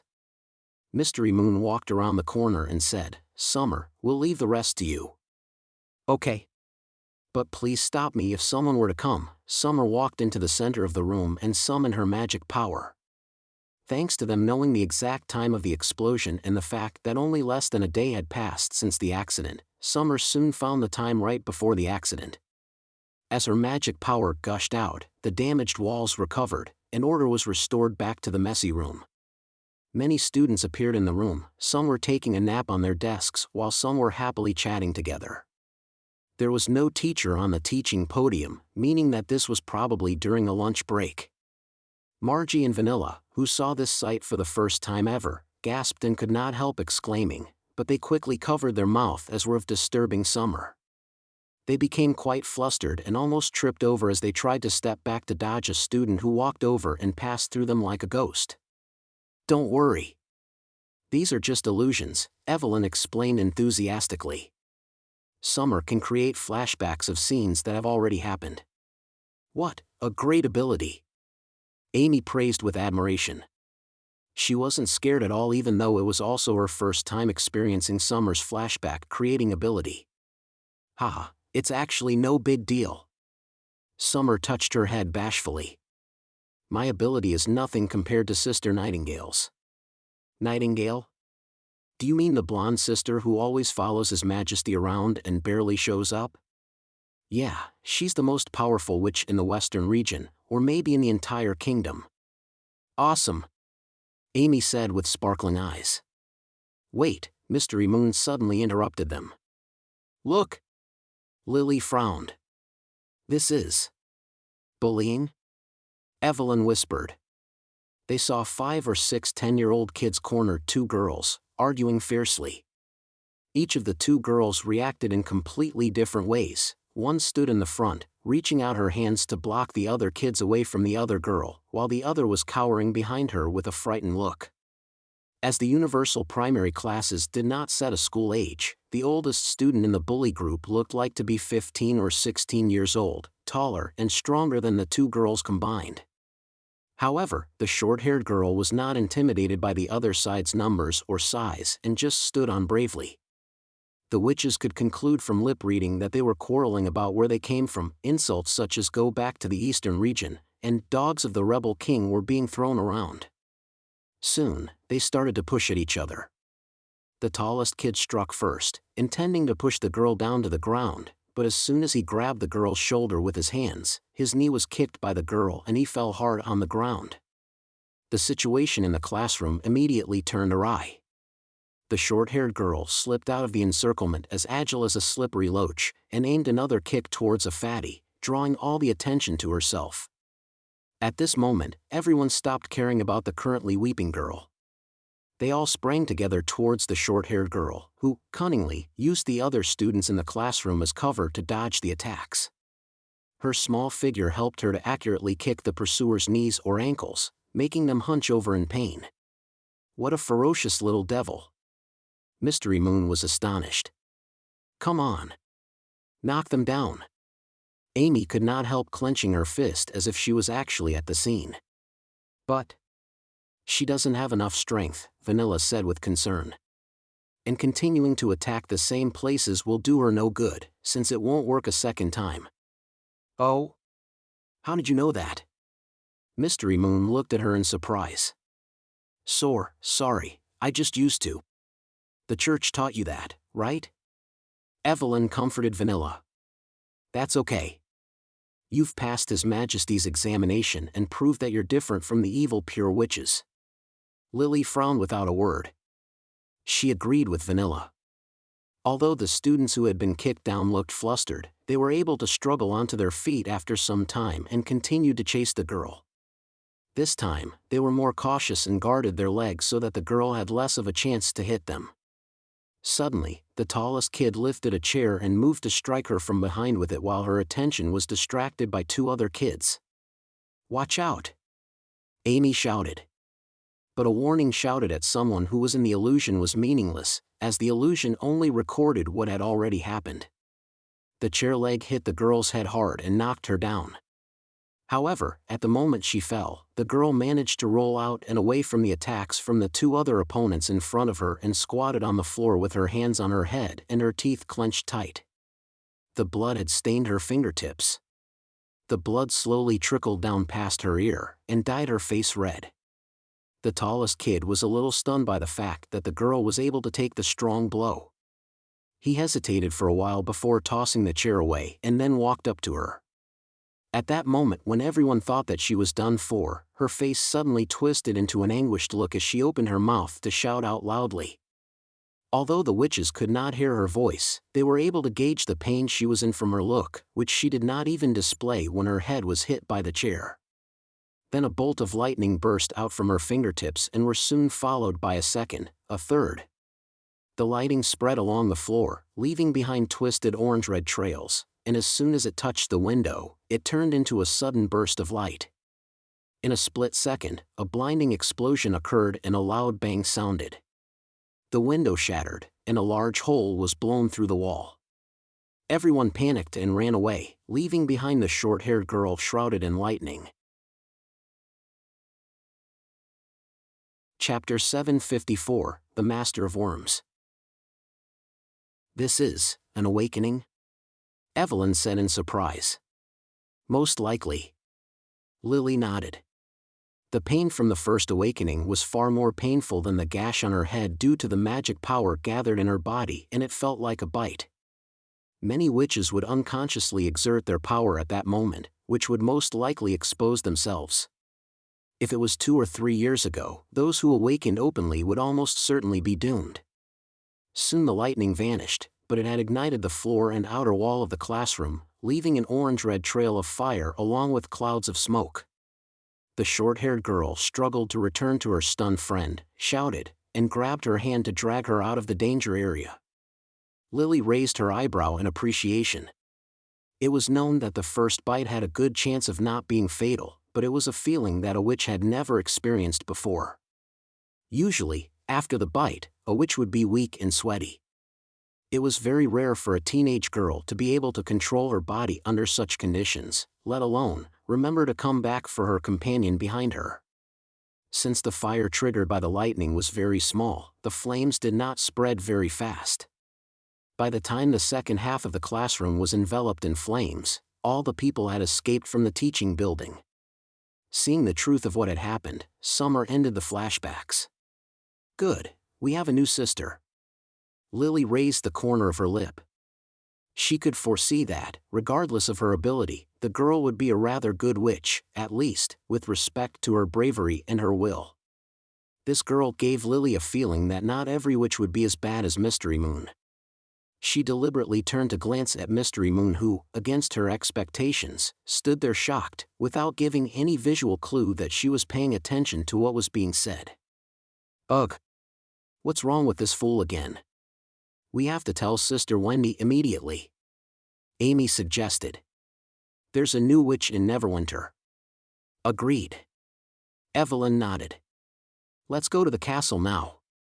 Wendy probably already knew, thought Lily and shrugged, but she did not speak her thoughts out loud.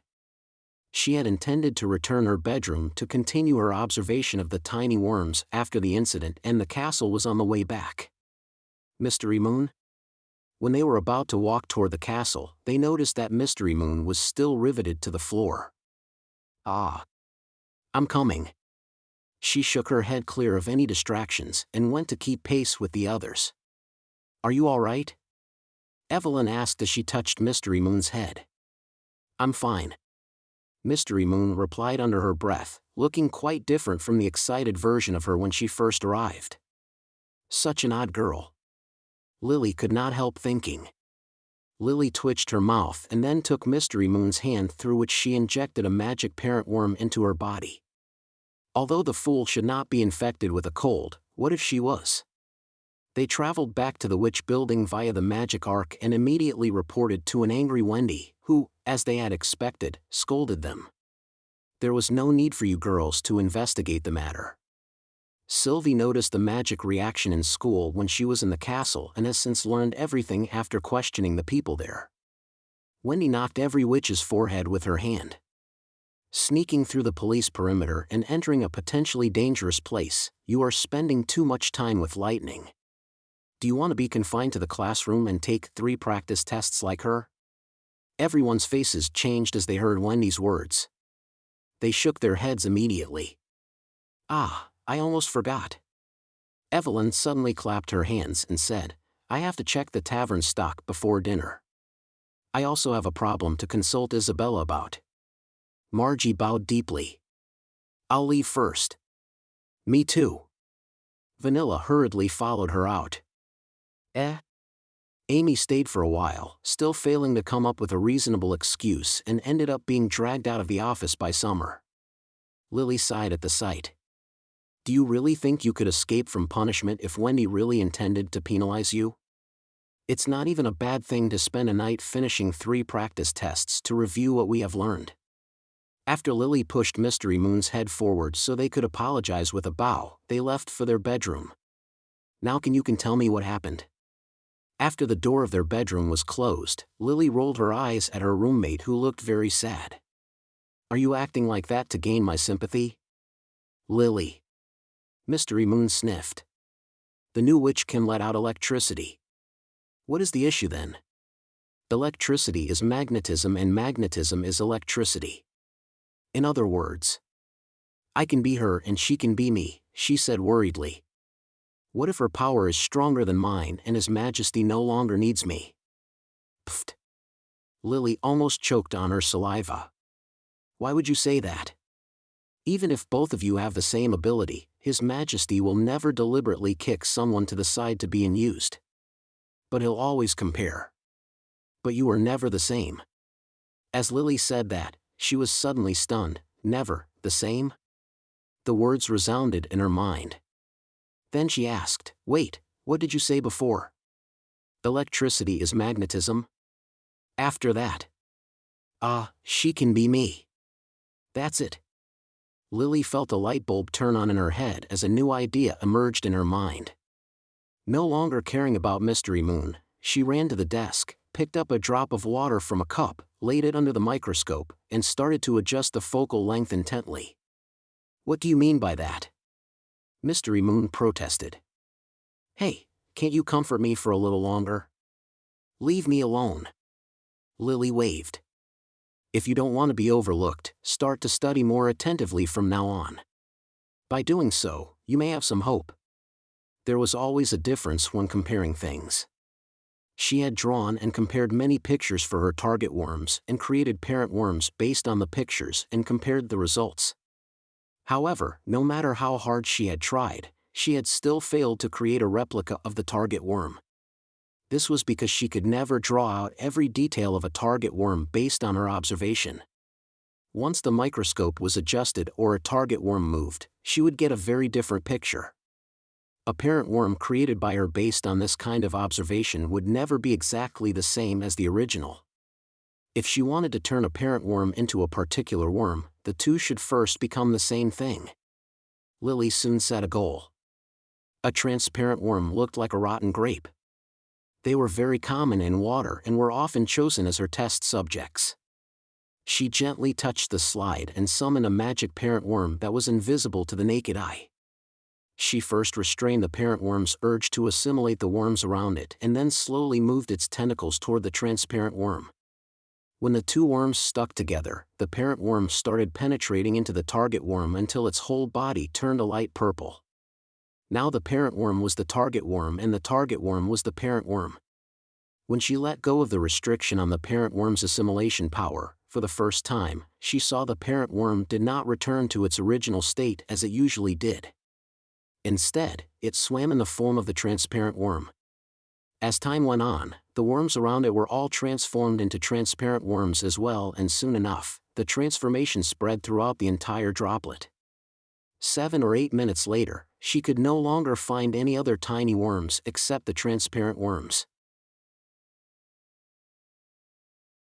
Chapter 755, Crisis Management. Barav and Scroll walked into Roland's office together. "Your Majesty, here's the statistic analysis of the accident." "Oh? So what exactly happened?" Roland asked with concern.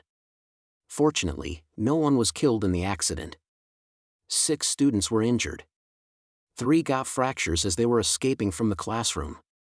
2 lost their hearing, which should be caused by the deafening explosions, and 1 got severely burnt. All of them were cured by Miss Nana."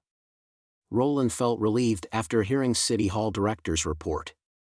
Scroll added, it happened during a lunch break. Hearing the loud noise, the teachers in the office immediately organized the students to evacuate.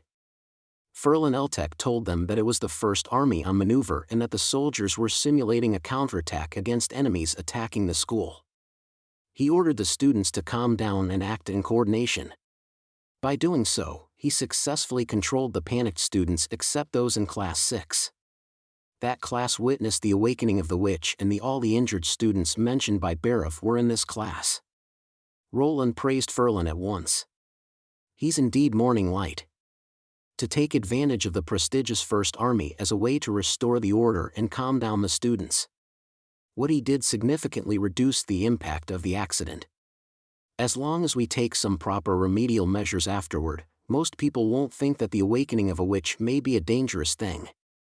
The newly awakened witch had done her best to control her power. This was to some extent prevented this accident from turning into a disaster. The loud bang had been caused by electric current striking through the air, which formed an electric arc with the metal bolt on the window.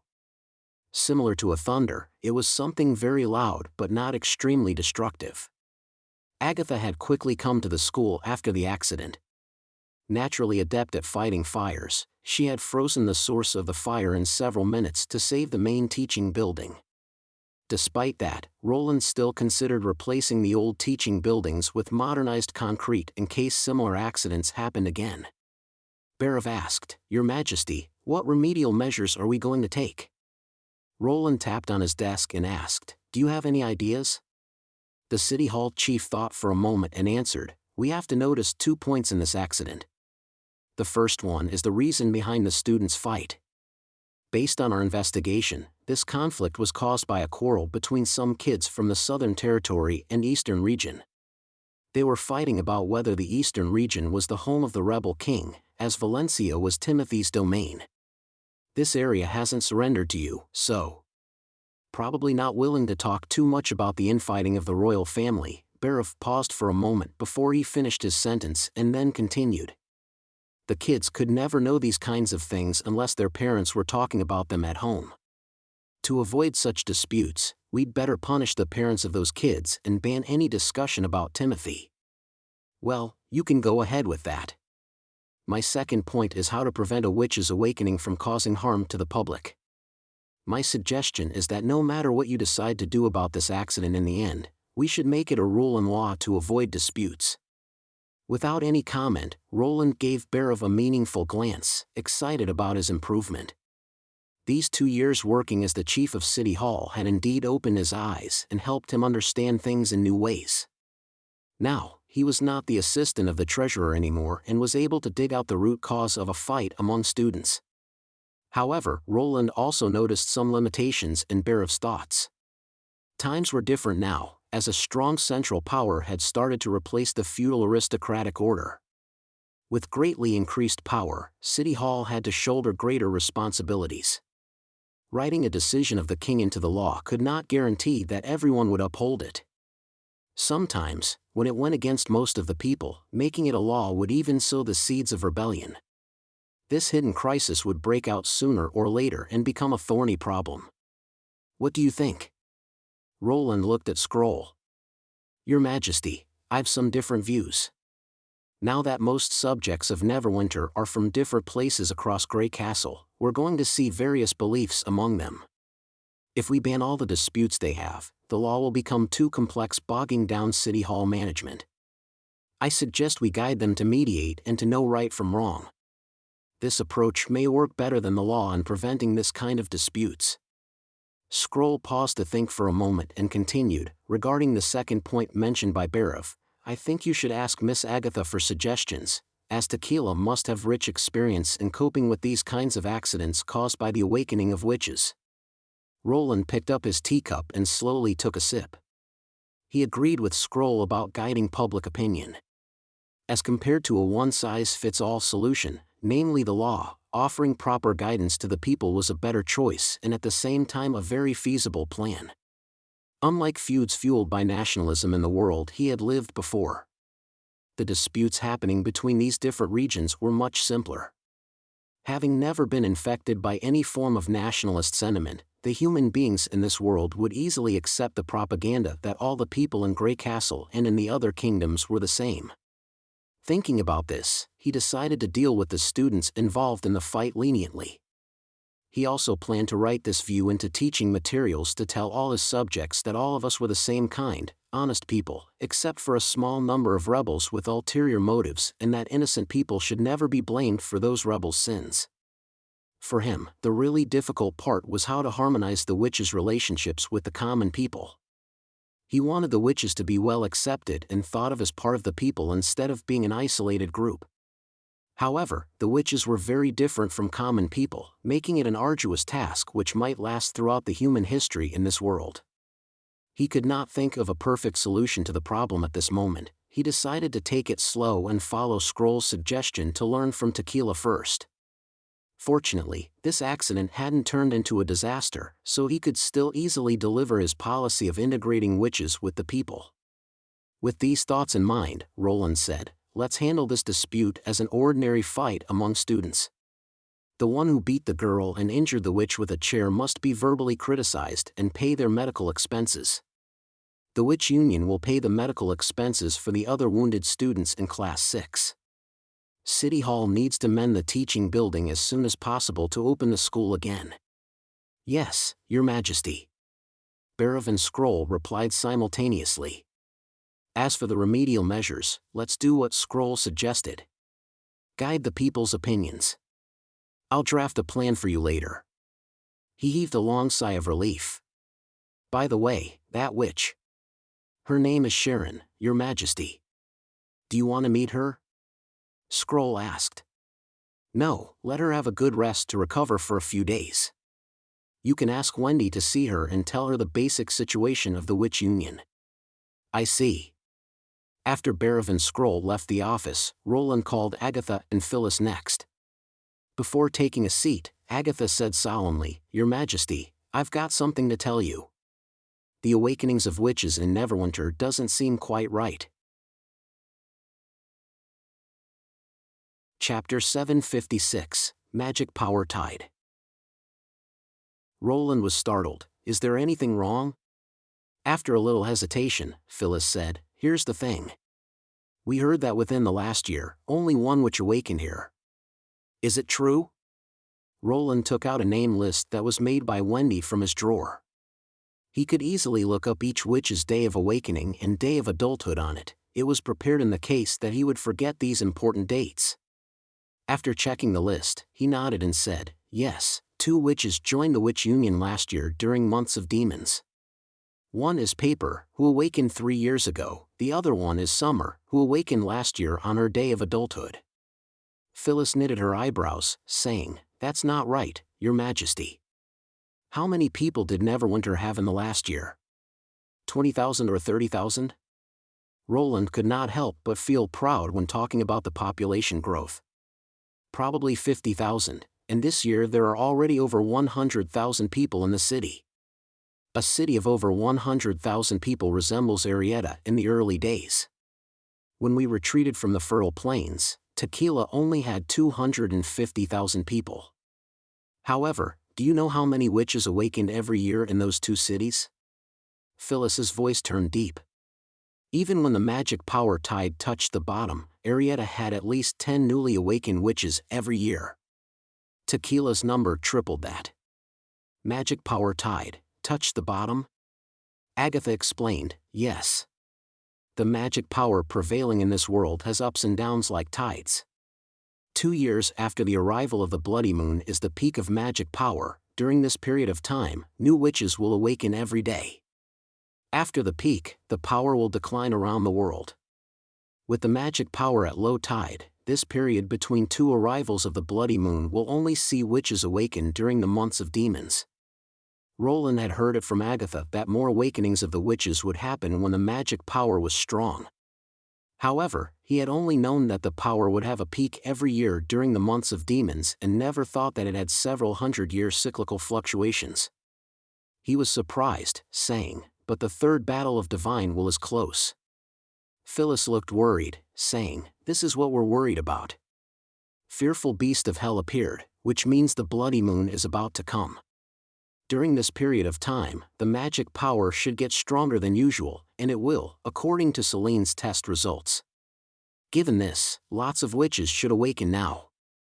If they are not in the city, they should awaken in nearby towns and villages. Back in the Tequila Age, our domains around the Holy City offered more witches than the city did. Based on the Union's experiences, a city with a growing population should see a significant increase in the number of newly awakened witches. But why don't we see many new witches appearing in Neverwinter? Agatha said slowly, at first I guessed it might be because the city deliberately avoided recruiting girls or because the newly awakened witches were too afraid of the church to expose themselves and join Neverwinter. However, now it seems that I was clearly wrong. We've discussed with Pasha and come to a conclusion. We think that some unknown factor may be affecting the awakenings of new witches, and its influence is gradually expanding. After a long thoughtful pause, Roland asked, if that's the case, will you be able to find out the factor? Agatha and Phyllis looked at each other and then shook their heads. He threw up his hands, saying, as you don't know what to do about it now, let's assume that the deities are just having a rest. No matter how many witches awaken every year, we still have to drive the demons out of the Land of Dawn. With that being said, he had to admit that if he had not established the basis of industrialization, which significantly reduced his needs for the God's Punishment Army or the Chosen One, this news would have been terrible for him. Surprised by Roland's reaction, Phyllis remained speechless for quite a long while before she said, "You're right. We've got to defeat the demons no matter what." "That's it." He smiled. "Ah, by the way, I called you here because I want to ask you something about the Union. Recently, I'm a little worried about the harmful accidents caused by the awakenings of new witches. How did you handle these kind of things back in Tequila?" "Your Majesty, it's simple. At that time, all the people knew the half-quarter of an hour rule. Phyllis was now speaking to Roland with a greater respect. "Half-quarter of an hour rule?" She further explained, "Yes, Your Majesty. There's a warning before each awakening. The free magic power will need about half a quarter to cohere inside a new witch's body. During this period of time, she will initially feel a slight sting and a mild burning sensation in the stomach. After, the pain will keep on getting worse until she feels the first magic bite. Usually, stronger girls will be able to endure greater pains, but even they will still feel a prick in the beginning."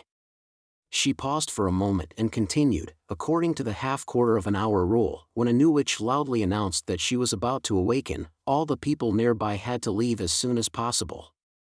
If they stayed in the place and thus got hurt or killed, the Union wouldn't pay them any compensation. We only paid for the damages she caused to a place."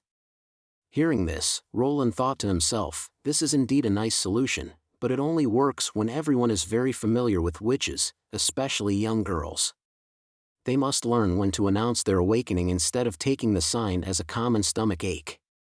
He asked, what if the new witch caused harm to the other witches? If she didn't make the announcement, she would get fined or a caning punishment based on the damage she caused. If she did, the Union would take full responsibility for her. However, things like this were rare, since only a few of us were combat witches and a newly awakened combat witch could seldom cause harm to anyone. This is to say, back in the Tequila Age, if some common people failed to escape from the scene where a witch awakened, the Union would only say it was their bad luck. It's understandable as witches were superior to the common people at that time, but not in this age, Roland thought and decided he simply could not copy this rule. Meanwhile, he also noticed the good part about this half-quarter of an hour rule. At least, it had raised the public awareness of the dangers that might be caused by the awakenings of witches and made the people understand that witches were human beings and every girl might have a chance to become a witch.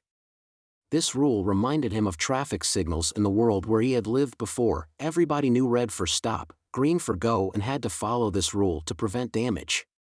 As now it was not the Tequila Age anymore, he decided that he could not let the witches get away with all the damage they caused during awakening. He thought, I'd better revise this rule, treating the witches and the common people as equals. Let City Hall take care of the damages caused by a new witch who makes the announcement before her awakening. As for the witches who don't make announcements and cause severe damage, they must be put on trials for negligently injuring others. Or, I can formulate a special law to regulate the witches' behavior, which may be able to ease the tension between the witches and the common people.